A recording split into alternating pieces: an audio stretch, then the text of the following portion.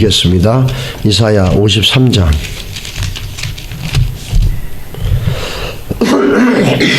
1절로 6절까지 읽겠습니다. 이사야 53장 1절로 6절까지입니다. 같이 읽겠습니다. 시작. 우리가 전한 것을 누가 믿었느냐? 여호와의 팔이 누구에게 나타났느냐? 그는 주 앞에서 자라나기를 연한 순 같고 마른 땅에서 나온 뿌리 같아서 고운 모양도 없고 풍채도 없은즉 우리가 보기에 흠모할 만한 아름다운 것이 없도다. 그는 멸시를 받아서 이게 버림받았으며 간고를 많이 겪었으며 질고를 아는 자라. 마치 사람들이 그에게서 얼굴을 가리는 것 같이 멸시를 당하였고 우리도 그를 귀히 여기지 아니하였도다. 그는 실로 우리의 질고를 지고 우리의 슬픔을 당하였거늘 우리는 생각하기를 그는 징벌을 받아 하나님께 맞으며 고난을 당한다 하였노라. 그가 찔림은 우리의 허물 때문이요 그가 상함은 우리의 죄악 때문이라. 그가 징계를 받음으로 우리는 평안을 누리고 그가 채찍에 맞음으로 우리는 나음을 받았도다. 우리는 다 양 같아서 그릇 행하여 각기 제갈 길로 갔거늘 여호와께서는 우리 모두의 죄악을 그에게 담당시켰도다. 아멘. 같이 한번 기도하겠습니다. 우리 인시안 박명화 선교사님, 특별히 박명화 선교사님 건강을 위해서 기도해 주시고 6월 달에 가는 미얀마 사역 가운데 하나님의 인도하심, 동행하심, 또 공급해 주심이 있기를 기도해 주시기 바랍니다. 기도하겠습니다. 하나님 아버지, 주님의 은혜를 구합니다. 할 수 있도록 은혜를 베풀어 주시옵소서. 예수님의 이름으로 기도드렸습니다. 아멘. 할렐루야. 오늘 그 이사야 53장 말씀을 갖고 여러분들하고 말씀을 좀 나누겠습니다. 우리가 이번 주가 사순절의 두 번째 주간입니다. 사순절의 기간들은 우리들에게 다시 한번 그리스도의 십자가를 보여주는데, 한 가지 중요한 것은 예수 그리스도의 십자가는 부활이 열매입니다. 그런데 그 부활은 과정을 통해서 이루어지는 부활입니다. 우리가 부활을 찬양하고 부활을 송축하고 부활을 기뻐하는 것은 이 부활 이전에 이 고통이라는, 고난이라고 하는 과정이 있었기 때문입니다. 그래서 부활의 신앙은 그냥 부활만 단절적으로 생각하는 게 아니라 고난이라고 하는 과정을 통한 부활이라는 것을 기억해야 될 줄 믿습니다. 이 부활은 그냥 어느 날 갑자기 뚝 떨어진 것이 아니라 이 부활은 고난이라는 과정을 통해 가지고 이루어진 결과라는 것을 알을 때 우리의 신앙생활이 너무나 가볍게 부활만 찾지 않을 수 있고, 또 고난당한다 할지라도 너무 낙심하고 우울하지 않을 수가 있다는 겁니다. 고난 가운데 있다 할지라도 부활로 가는 과정이라는 걸 기억해야 될 것이고, 부활의 승리가 주어졌다 할지라도 이것은 십자가의 고난의 과정을 통해서 이루어진 결과라는 것을 기억해 나갈 때 우리는 그 고난에 너무 돋치서 승리에 돋치되어져서 십자가의 고난을 생각하지 못하거나 잊어버린 일이 없을 줄 믿습니다.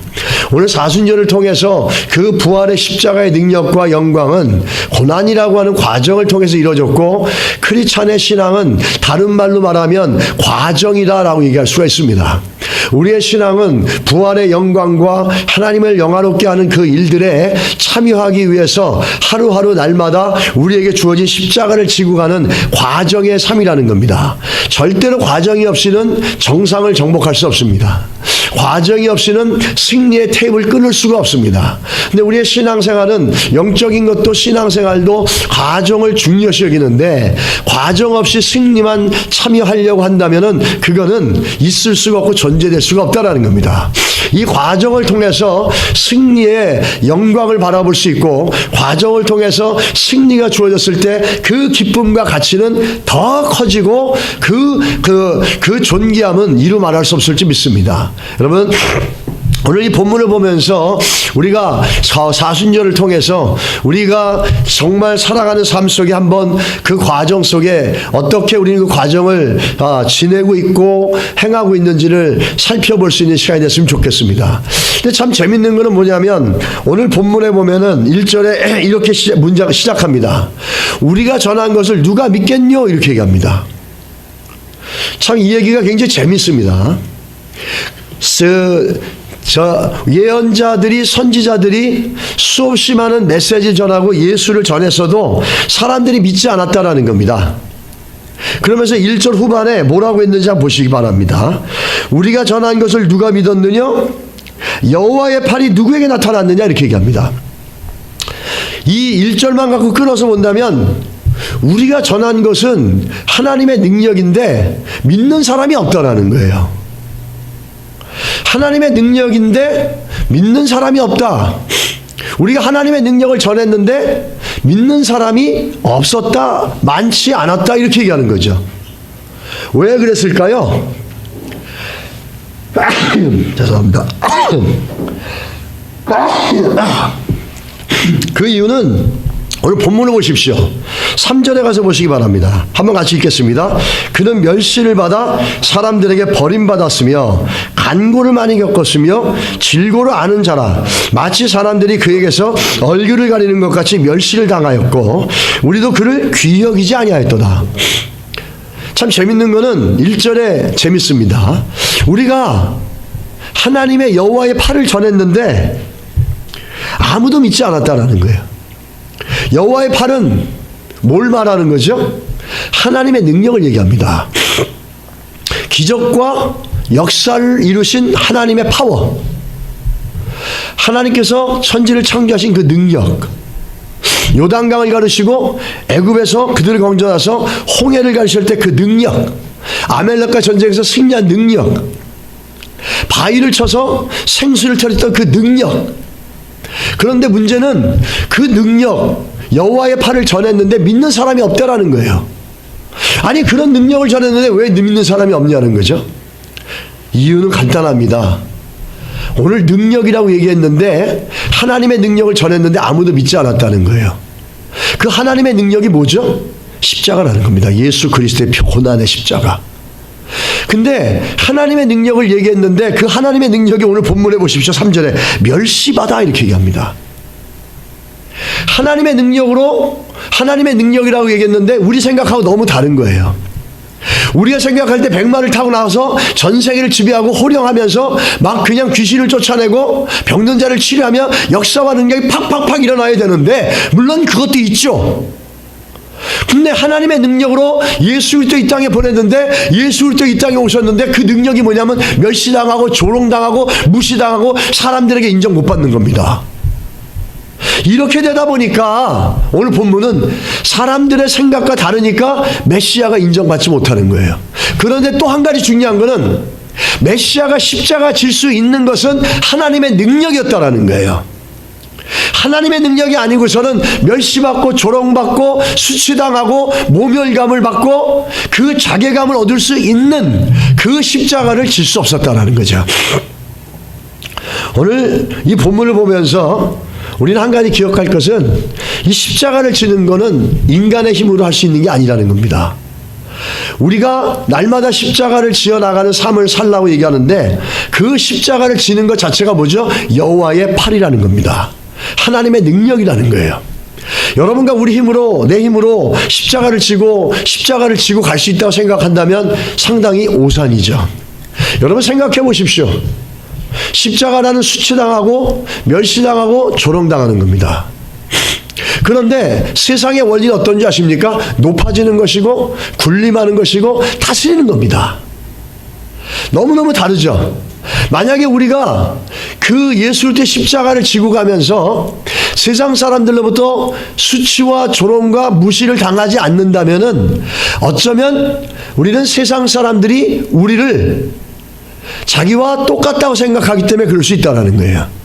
믿는 사람과 믿지 않는 사람과의 가장 큰 차이점은 뭐냐면은 십자가를 지느냐 십자가를 지지 않느냐의 차이가 있습니다. 믿는 사람들은 예수를 믿었기 때문에 나를 포기하고 희생하고 세상의 원리를 쫓지 않고 복음의 원리를 쫓는데 거기는 희생과 겸손이 따라간다는 겁니다. 그런데 그거와 다르기 때문에 세상 사람들이 조롱하는 거는 그거는 조롱이 아니라 축복이죠. 그런데 우리가 세상 사람들과 똑같이 우리의 십자가를 지지 않아서 다가오는 조롱과 핍박은 그건 진짜 조롱이고 핍박이죠. 그 차이점들을 보여주고 있다는 거죠. 그러면서 오늘 본문에 예수님을 뭐로 표현하냐면 2절에 보면 이렇게 얘기하죠. 그는 주 앞에서 자라나기를 연한 순 같고 마른 땅에서 나온 뿌리 같아서 고운 모양도 없고 풍채도 없는즉 우리가 보기에 흠모할 만한 아무런 것이 없도다. 이게 여호와의 팔이라는 겁니다. 굉장히 역설적이죠. 우리가 생각할 때 하나님의 능력이 임했다면은 막 기적이 일어나고 죽은 자가 살아나면서 이 사람이 메시아다 그러면은 다 믿을 수 있는데 그게 아니라 예수를 일단 철저히 세상으로부터 무시당하고 철저히 세상의 원리로는 도대체 메시아라는 개념을 붙일 수가 없는 존재로서 나타나는 거예요. 근데 그것을 믿을 수 있는 게 뭐냐면 하나님의 능력이라는 거죠. 우리가 십자가를 믿고 우리가 십자가를 질 수 있겠다고 생각하는 게 얼마나 큰 하나님의 역사가 우리 가운데 이루어지고 있는지를 보여주고 있다는 겁니다. 그리고 이것이 그런 예수를 믿어가는 게 바로 인격적인 신앙이라는 거죠. 내 뜻대로 안 살고 하나님 뜻대로 살고 내 것을 포기하고 하나님의 것을 드러내려고 하는 나를 내려놓는 십자가의 신앙의 그 인격의 모습이 이 신앙 속에 나타난다는 겁니다. 오늘 우리가 이 보면서 예수님을 오늘 본문에 뭐라 그럽니까? 순 같고 이렇게 얘기합니다. 한 거대한 거목이 나타나기 위해서는 거목이 처음부터 거목이 아니었습니다. 자그마한 연한 순 같은 데서부터 시작돼 가지고 거목이 되는 거죠. 우리 예수를 그렇게 표현한 것은 예수가 참으로 부족했고 세상 사람들의 시야를 관심을 끌 수 있는 사람이 아니었어요. 뉴욕에서 뭐 유럽의 어디 명가에서 태어난 사람이 아니었지 않습니까? 어떤 기가 막히고 베버리 힐에서 태어난 사람도 아니었어요. 그리고 집안이 좋아서 모든 사람들이 우러러보는 집안도 아니었어요. 그분은 목수였고 또 그 가족을 부양해야 되는 아주 가난한 쪽에 속하는 평범한 사람이었습니다. 그런 사람이다 보니까 아무도 이 사람을 메시아로 보고 메시아로 이해할 수 있는 능력이 요소가 전혀 없는 거예요. 그래서 예수를 믿는 게 여호와의 팔이라는 겁니다. 인간의 능력으로 볼 때는 아무 가치 없고 아무런 능력도 없고 아무런 믿어야 될 이유도 없는데도 우리가 그분을 메시아로 믿고 그분이 이 땅에 육신으로 오시고 육신으로 오셔서 우리의 죄를 위해서 피 흘려 죽으신 사건에 대해서 나의 사건을 믿을 수 있다는 건 여호와의 팔이 우리에게 임했기 때문이라는 겁니다. 그 믿음이 능력이라는 거죠. 우리가 예수 그리스도를 믿고 십자가의 신앙을 갖는 게 그게 얼마나 큰 능력인지를 모를 때가 참 많습니다. 왜냐하면 세상의 것 너무나 달라요. 칭찬받고 높여지고 권력받고 권세 있고 능력 있고 지식 있고 학벌 있고 이런 사람들 인정받고 칭찬받고 그 사람들이 무슨 말 하면은 사람들이 다 따라갑니다. 근데 아무 능력 없고 연한 순 같아서 바람만 불면 끊어질 것 같고 그냥 뭐 나무떼기를 치기만 하면 부러질 것 같은 그런 단순하고 연약하고 풍채도 볼품이 없는 그런 예수, 그런 예수를 우리가 믿을 수 있었다라는 것은 여호와의 팔이 맞기 때문이라는 거예요.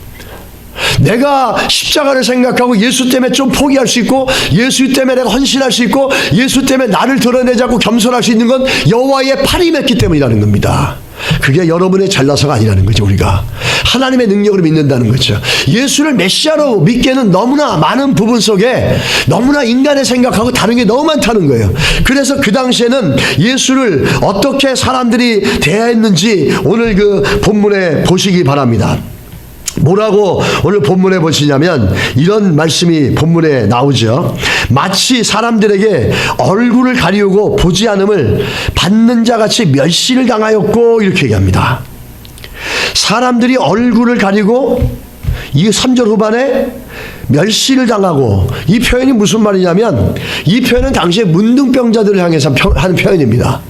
문둥병자를 지나가면은 그 더러움과 그 저주의 오염이 될까봐 얼굴을 가리면서 멀리 가라 떠나가라고 외치면서 소리를 지르고 그럽니다. 근데 그걸 갖다 예수 그리스도께 적용을 한 거예요. 예수 그리스도께서 이 땅에 오셨을 때 사람들이 얼굴을 가리면서 문둥병 병자처럼 혐오하고 질타하고 가까이 하지 않으려고 그러고 그런 가까이 오면은 손을 가리면서 얼굴을 가리면서 떠나가라 외쳤다라는 겁니다. 그런 표현을 예수 그리스도에게 지금 표현하고 있다는 겁니다. 이사야가. 근데 그런 예수를 우리가 믿었다는 게 뭐죠? 여호와의 팔이 임했기 때문이라는 거죠. 하나님의 성령의 능력으로 그 낮은 곳에 계신 예수를 발견할 수 있었다는 겁니다.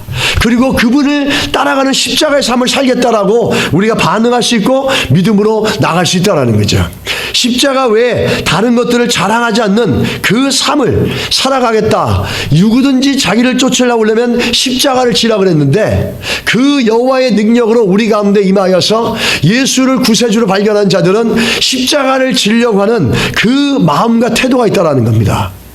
여러분, 오늘 우리가 십자가를 지려고 해나가는 날마다 삶 속에 십자가를 지고 나가는 삶, 이거는 굉장히 귀한 것이죠.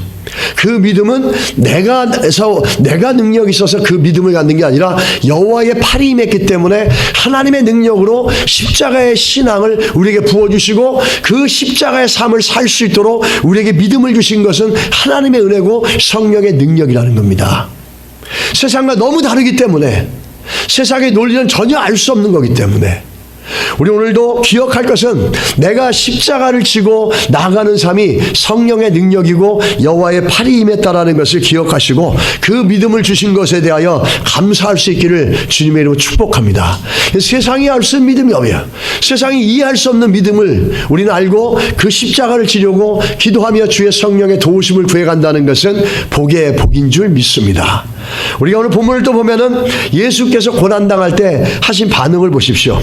7절에 가서 보십시오. 그가 고난을 당하여 괴로울 때도 그의 입을 열지 아니하였음이며 마치 도수장으로 끌려가는 어린 양과 털 깎는 자 앞에서 잠잠한 양같이 그의 입을 열지 아니하였도다. 이렇게 얘기합니다.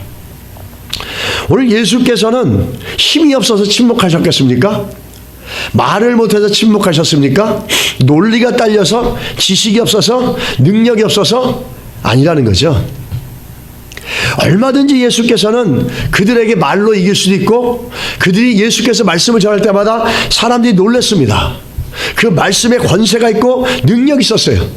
병든 자도 치료하셨고 죽은 자도 살려내는 놀라운 역사가 그 입술에, 그 말에 권세에 있었습니다. 그런데 예수께서는 아무 말씀도 안 했어요. 왠지 아십니까? 하나님의 명령이고 하나님의 뜻을 이루기 위해서 아무 얘기하지 않았다는 겁니다. 이미 침묵을 통해서 예수 그리스도 안에서는 십자가를 달기 전에 이미 그 심령은 아무 자기 주장도, 자기의 어떤 논리도, 자기의 어떤 주권도, 그 권리도 주장하지 않는 이미 심령에 벌써 십자가의 죽음이 있었다는 거죠. 그는 아무 대답도 하지 않습니다. 우리는 만약에 십자가를 지라고 그럴 때 그 순간고 세상의 논리가 달라서 우리에게 십자가를 지고 또 십자가를 져야 할 때 우리가 갖고 있는 지식과 우리가 갖고 있는 논리와 능력으로 그것을 반박하며 내 권리를 주장해서 십자가를 지지 않으려고 할 수도 있습니다. 근데 예수께서는 그럴 수도 있었지만은 도살장에 끌려가는 양처럼, 털을 깎는 자 앞에서 양처럼 아무 말도 하지 않고 그들이 하는 대로 자기를 맡겼습니다.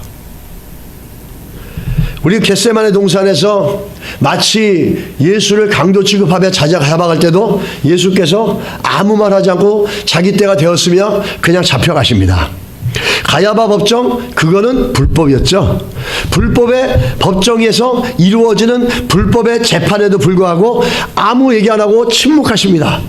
마가복음 26장 57절로 68절에 보면 거짓 증인이 떠들어댑니다. 자신이 하나님이라고 했습니다. 성전을 헐어버리라고 그랬습니다. 그러니까 대제사장들이 물어봅니까? 이것이 사실이냐? 아무리 추궁하고 물어도 예수께서 63절에 보면 잠잠하게 있습니다. 그거를 논리적으로 아무리 싸울 수 필요가 없겠죠. 왜냐하면 자기는 십자가에 자기를 포기해야 되기 때문에, 포기해야 되는 십자가를 지어가는 사람이 자기의 논리로 주장하면서 너희들이 틀렸다 반박하면서 내가 옳다라고 아무리 얘기할 때 그 자기를 포기하며 십자가를 지어 나가는 그 과정이 옳지 않기 때문이라는 거죠. 그래서 십자가는 과정이라는 거죠. 아무 말 하지 않고 잠잠하게 그 부당한 대접을 받으면서 십자가를 지어 나가십니다. 내가 포기해야 되는 십자가를 지어가면서 내 권리를 주장하면은 모순되지 않겠습니까? 예수께서는 그걸 하셨기 때문에 잠잠하게 참으면서 침묵하시면서 주님 하나님의 뜻을 이루기 위해서 잠잠하게 자기를 포기하고 버리는 십자가를 향해서 나갔습니다. 우리가 만약에 십자가를 지라고 그럴 때, 우리에게 십자가가 주어졌을 때 그것에 부당하다 어쩐다 떠든다는 것은 그 십자가 지고 싶지 않다는 얘기거든요. 나를 포기하고 싶지 않다는 얘기거든요. 하나님의 뜻이 이루어지기를 원하지 않는다라는 거죠. 여러분, 오늘 본문을 보면서 우리가 우리의 삶 가운데 자존심 상하고 조금 어렵고 그러면은 우린 막 분노하고 그럽니다. 말로 논리를 갖고 싸워 넘기려고 그럽니다. 근데 오늘 그 본문에 예수께서 오늘 보여주는 그것들은 전혀 침묵하고 대답하지 않아요. 무슨 의미죠? 십자가를 위해서, 십자가에 포기하기 위해서 자기 절제가 들어가 있다는 겁니다. 자기를 포기하고 있다는 거죠. 우리 하나님의 뜻이 이루어지는 것은 우리가 나를 포기하고 자기의 십자가를 지지 않으면 하나님의 뜻이 이루어지지 않습니다. 나를 절제하고 하나님의 뜻을 이루기 위해서 나를 절제하지 않으면 하나님의 나라가 이루어지지 않습니다. 하나님의 나라가 확장되고 하나님의 뜻이 이루어지기 위해서는 제일 먼저 나를 포기하고 십자가에 나를 포기하는 순종의 자세, 그래서 하나님의 뜻이 이루어질 수 있게 하는 것. 우리가 하나님의 뜻이 이루어지길 바란다고 하면서 우리 뜻대로 살고 우리에게 주어진 십자가를 지지 않는다면 하나님의 뜻은 이루어지지 않습니다. 하나님의 뜻은 우리가 우리를 포기하고 십자가에 나를 맡길 때, 그때 하나님의 뜻이 이루어진다는 사실이죠. 하나님의 뜻은 십자가의 원리로 이루어집니다. 내 능력과 힘으로 이루어지는 게 아니에요. 하나님의 뜻을 이루기 위해서 나를 포기하고 그 십자가의 원리로 나를 바치고 그렇게 내 삶을 봐나갈 때, 그걸 통해서 하나님께서 우리를 통해서 주의 뜻을 이루고 하나님 나라 확장시켜 나간다는 거죠. 오늘 예수가 자기를 절제하면서 침묵합니다. 무슨 뜻입니까? 자기를 포기한다는 거죠. 자기를 절제한다는 겁니다. 오늘 사순절을 맞이해서 미국 사람들이 사순절을 지키는가 안 지키는가에 대한 그 설문을 했는데, 그 젠들러 목사가 빌리지 교회에서 사순절에 대한 이야기를 이렇게 합니다. 사순절은 우리가 예수 그리스도의 부활에 참여하기에 앞서 예수 그리스도께서 받으신 유혹이 무엇인지 알고 고난에 동참하는 것이라며, 역사적으로 기독교인들은 40일 기간 자기 부인 금식, 예수 그리스도께서 우리를 위해 지신 죄와 사망의 무게에 초점을 맞춰왔다, 그렇게 전합니다. 그러면서 라이프웨이에서는 침례교에서 2017년에 조사를 했는데 미국인의 25%가 사순절을 지킨다고 합니다. 가톨릭 교인이 61%, 복음주의 신앙을 가진 이들이 28%, 개신교인이 20%, 사순절에 동참하는 방법으로는 좋아하는 음식 금식하기 57%, 가장 일반적이고 기도가 39%, 구제가 38%, 나쁜 습관 끊기가 35%입니다. 그게 2017년도에 나온 조사예요. 근데 2019년도에 오면서 3월 14일을 중심으로 사순절에 동참하는 미국인들의 형태를 봤는데, 참 재밌는 거는 사순절에 가장 많이 미국인들이 절제하고 자기를 포기하고 절제해야 되겠다는 게 뭐냐면 페이스북하고 트위터하고 SNS, 인터넷입니다. 그게 제일 큽니다. 크리스찬 포스트에 따르면 미국인 대상 설문조사를 했는데 586명의 미국 성인을 대상으로 조사한 결과 응답자의 21%가 소셜 미디어, 그 인터넷을 포기했다고 합니다. 그리고 술을 포기했다는 게 18%, 초콜릿이나 과자를 포기했다는 게 13%, 나머지는 탄산음료, 커피가 11%, 스낵, 패스트푸드이 8%, 음란물이 6%, 담배가 4%, 기타가 7%입니다. 또 이 앱스에는 또 재밌는 게 뭐냐면, 종교적이든 아니든 간에 사순절 기간에 참여해서 자기들 삶에 더 중요한 것에 생각해보고 집중하는 훌륭한 시간이다 생각해서 예수를 믿든 안 믿든 간에 많은 사람들이 이 사순절 기간에 자기 인생을 돌아보는 그런 또 분위기가 미국 안에 조성되고 있다는 겁니다. 그것도 나쁘지 않죠. 그렇게 자기 삶에 중요한 게 무엇인지를 40일 동안 고민하고 생각하다가 40일 후에 그 레저렉션, 부활절이 되면은 그 기쁨에 참여해 나갈 수 있다는 게 더 크다라고 얘기하는 거죠. 이 웹사이트가 지난 2017년에 사순절에 관련해 조사했을 때 수리 20%였습니다. 그런데 정크 쓰레기 15%고 소셜 미디어는 14% 3위였습니다. 그런데 2년 후에는 지금 가장 높은 게 뭐냐면 소셜 미디어와 인터넷이라는 거죠. 얼마나 소셜 미디어와 인터넷이 우리들의 영성에 큰 장애물이 되고 있는지를 보여주고 있습니다. 우리들의 하나님과 관계를, 말씀과의 관계, 기도와의 관계, 찬양과의 관계, 예배의 관계를 참 많은 부분에 영향을 주고 있는 게 소셜 미디어, 인터넷이라는 것을 보여주고 있다는 거죠. 반대로 많은 사람들이 그것 때문에 고민하고 있다는 것도 보여주고 있다는 겁니다. 여러분, 이 사순절 기간에 우리가 예수 때문에 나를 좀 절제하고 나를 좀 포기할 수 있는 그런 십자가에 동참하는 은혜가 있기를 축복합니다. 우리가 사람들이 나를 좀 절제하고 포기하지 않은 이유는 뭐냐면은 예수 우리 때 십자가가 나의 십자가가 되어졌다라는 확신이 없기 때문에, 저 십자가 나를 위한 십자가고 나의 죄를 위한 십자가고 나의 죄를 위해 죽으신 십자가라는, 나를 향한 십자가라는 확신이 없을 때 우리는 십자가에 동참하고 십자가에 나를 헌신하고 나를 포기하려고 하는 이 신앙의 믿음이 오지 않습니다. 왜? 십자가의 죽음에 동참하는 것은 여호와의 팔이 임해서 성령의 능력으로 주어는 믿음의 능력이기 때문입니다. 아무나 이 십자가의 능력을 아는 게 아닙니다. 십자가의 죽으심에 동참할 수 있는 게 아닙니다. 예수가 나를 위해 죽었다라고 하는 성령의 인치심과 만지심이 있는 자들이, 아 그렇구나, 나를 절제하고 나를 포기해야 되겠다 하면서 그리스도의 십자가를 묵상하고 내가 저 십자가 때문에 존재한다는 걸 알며 신앙이 과정이라는 걸 기억하면서 그 과정을 통해서 부활을 바라볼 수 있다는 겁니다. 여러분, 사순절 기간이 시작했는데 우리가 절제하며 부활절을 맞이하는 믿음의 은혜가 있기를 간절히 소원합니다. 축복합니다. 그래서 조금 더 절제하고, 화낼 거 절제하고, 비판할 거 절제하고, 분노할 거 절제하고, 섭섭하고 좀 절제하고, 또 여러 가지 많은 부분에 부당하다 생각했던 것들, 반드시 이건 잘못됐고 부당하다고 판결되고 정죄될 것들이 있다면은 오늘 십자가의 원리를 따라서 그것을 정죄를 보류하고 비난을 보류해 줄 수 있는 그런 십자가의 정죄, 절제가 우리 마음속에 일어날 수 있게 되기를 축복합니다. 그 사순절을 맞이하면서 우리가 말로 이렇게 하는 게 아니라 우리 생각 속에 십자가에 참여하는 신앙이 무엇인지를 알고 그것 때문에 나를 절제하겠다라는 믿음의 결단과 고백이 있을 때 참으로 복된 우린 사순절이 될 것이고, 그런 믿음으로 우리가 부활절을 맞이할 때 부활의 기쁨은 더욱더 클 줄 믿습니다. 여러분, 우리 가운데 그런 은혜가 있기를 주의로 축복합니다. 우리가 또 오늘 본문에 보시면 4절에 보시면, 그는 실로 우리의 질고를 가지고 우리의 슬픔을 당하였거늘 우리는 생각하기를 그는 징벌을 받아 하나님께 맞으며 고난을 당한다 하였노라, 이렇게 얘기합니다. 사람들은 예수 그리스도의 십자가를 사건을 오해합니다. 어떻게 오해하냐면 자기 죄가 잘못했기 때문에 자기가 잘못해서 저렇게 징계를 받고 저렇게 멸시받는 거 아니냐, 이렇게 얘기한다는 거죠. 그런데 성경은 그렇지 않고 뭐라 그러죠?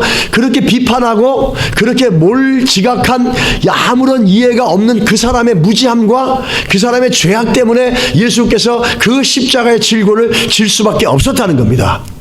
왜 예수께서 고통당하셔야 되는가? 그 고통이 아니고 그 십자가의 죽으심이 아니면 그 무지함의 눈을 열 수가 없기 때문이라는 겁니다. 그 십자가의 고통이 아니면 그 무지함의 눈을 여는 성령의 역사가 일어날 수 없기 때문이라는 거죠.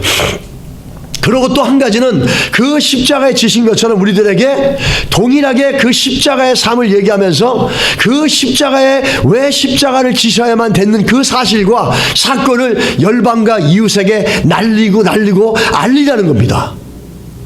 우리가 그걸 경험하고 그 왜 고난받으신지를 십자가를 아는 자들은 왜 십자가에 고난받으신지 압니다. 그 십자가 때문에 내가 그 십자가를 발견했기 때문에, 그래서 그 십자가를 이웃에게 전하고 그 이웃에게 복음을 전하는 그 과정 속에 십자가의 어려움을 감당할 수 있는 겁니다. 그걸 통해서 한 영혼이 부활의 영광에 그 복음의 자유함 가운데 들어올 수 있기 때문이라는 거죠. 우리는 예수를 믿어도 십자가가 나의 십자가라는 그 고백이 없는 사람들에게는 사순절이 부담스럽지 않습니다. 십자가에서 나를 포기했던 사건과 그 신앙이 나에게 교훈으로 다가오지 않습니다.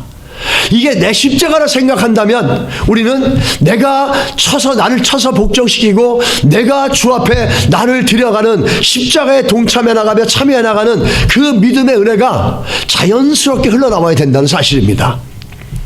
그 독립운동가였던 김인서 목사님은 한국교회에 아주 귀중한 분이셨습니다. 함경북도 회령에서 교편 생활하다가 3.1운동에 참여합니다. 상해 임시정부와 긴밀하게 연락하며 독립운동을 추진하다가 발칵이 돼서 투옥이 되었습니다. 바로 그 감옥에서 구원자 대신 예수님을 만납니다. 그는 이렇게 고백합니다. 애국 청년으로 교회에 입교한 지 10년이 되도록 제가 죄인임을 깨닫지 못했습니다. 그래서 저는 옥중의 죄수들을 멸시했습니다. 다 잘못해서 들어왔구나. 그런데 어느 날 옥중의 죄수들이 세상 재판관장들에게는 유죄 판결을 받았지만 나는 하나님 앞에 죄인이다라는 걸 고백하는 걸 보면서 생각이 바뀌었습니다.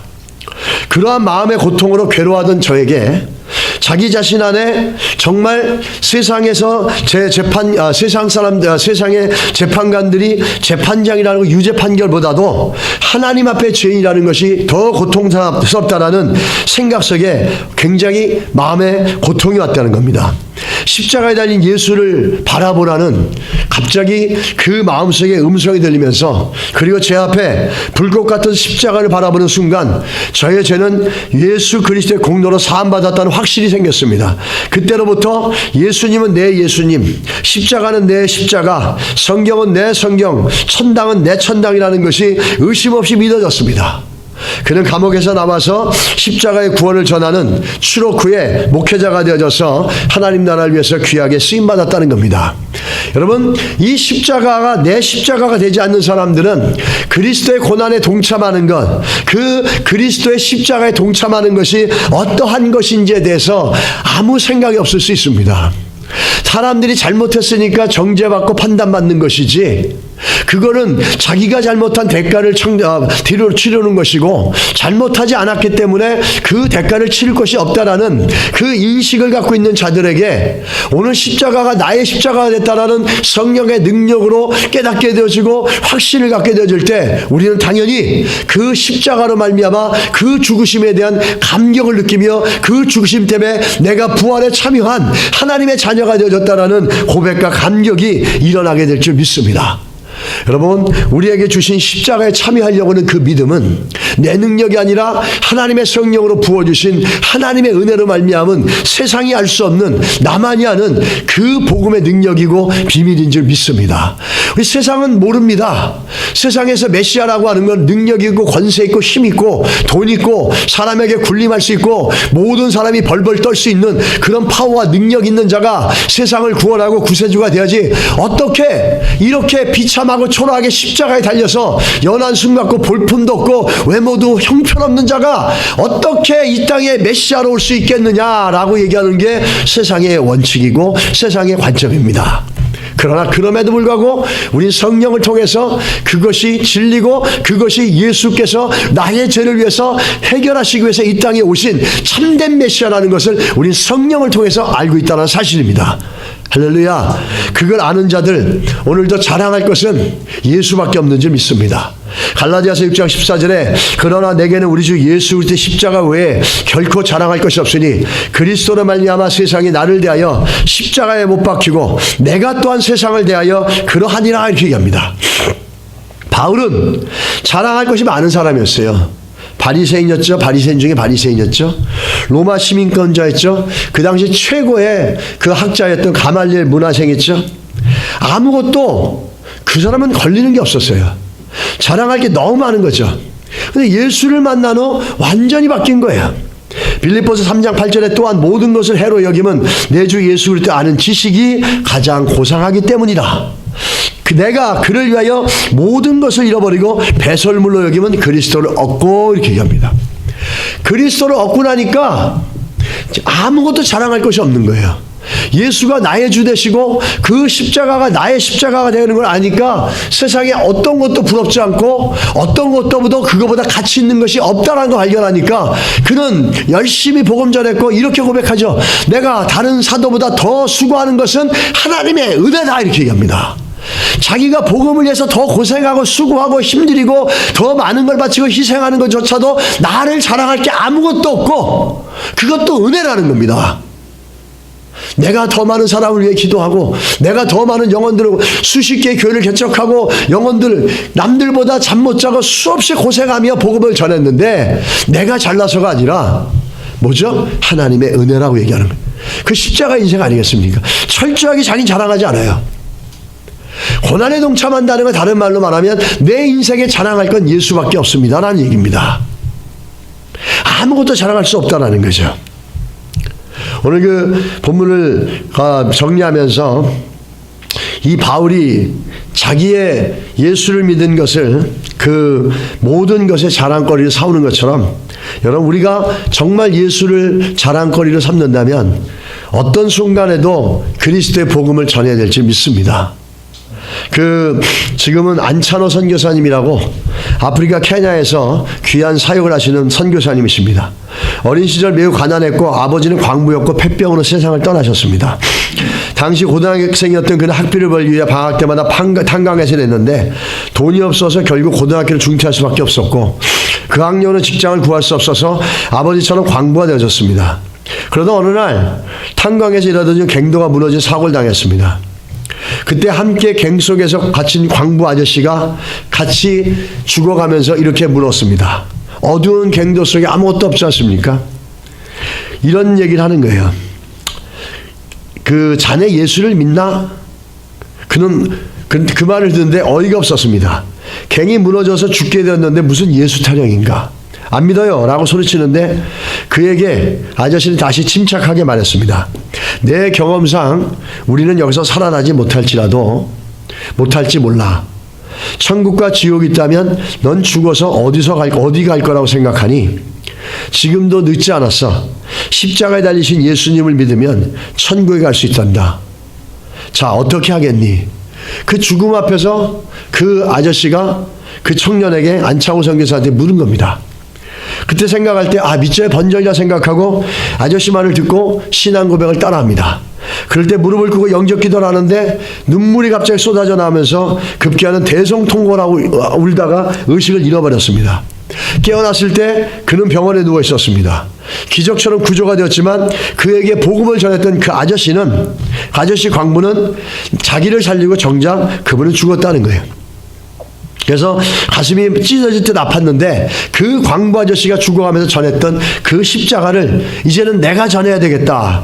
그래서 결국에 이분이 선교사가 돼서 케냐에서 24년 5년째 그 사역을 하면서 케냐 사람들 중에 두려워하는 마사이들의 거주지에 24개의 교회를 세우고 44개의 유치원과 초등학교, 그다음 3개의 중고등학교, 1개의 신학대학을 세웠답니다.